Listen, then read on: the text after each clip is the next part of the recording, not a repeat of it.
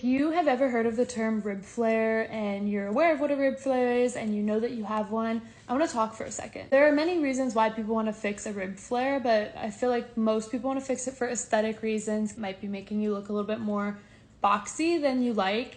And for me, that was one of the main reasons that I wanted to fix it. In my previous video, I showed a before and after of before when I was a bodybuilder, and you could definitely tell on my left side especially, my rib cage was like the focal point of the photo. And then the second photo is now when I'm focusing more just on Pilates. The before and after picture are both at about the same weight. I obviously had a lot more muscle mass when I was a bodybuilder because that was my goal, was to put on a bunch of muscle.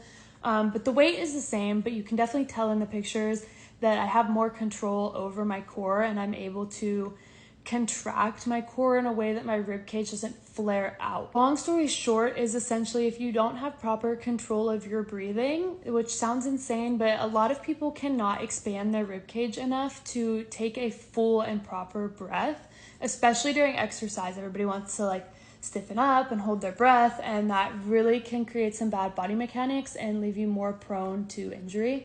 And also it means you don't really necessarily have great control over your core muscles. As a PT and now as a Pilates instructor as well, I've gained a lot of insight on what that actually means to strengthen your core.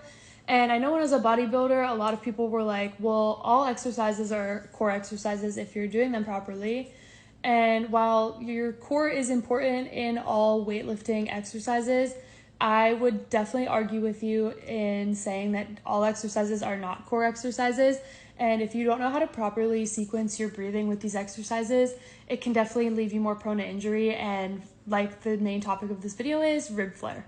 So I don't necessarily want to focus on aesthetics because if you've been following me for a while, you know that used to kind of be the more focus of my content is aesthetics. And I'm trying to get away from that just because mostly it was really bad for my mental health and my body image.